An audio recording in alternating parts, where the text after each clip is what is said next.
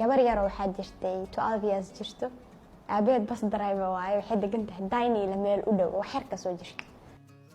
buka ku warwaa inaa soo arko way ku wareerisay then he was like hay wareerin ani tadaada ka fikirooya just go raadso adiraadso koko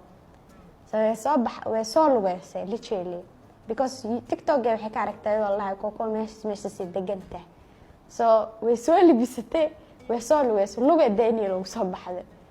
kamin xaafadeeda maate yani literally xaafadeeda waa la buuxay so anigan waa baxay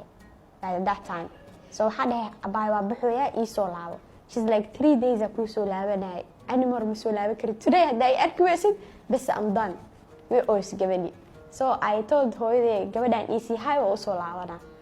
so by shan saxabeeni ma soo laabtay thinking gabadhi ideeda la wacay way baxday gurigoodii aaday gabadhi still gurigeena joogtay way isugaysaa yani aabaheeda la hadlay is like keep heesta gabadhaas ay wareerisay like koko ay ka aragto hanila joogto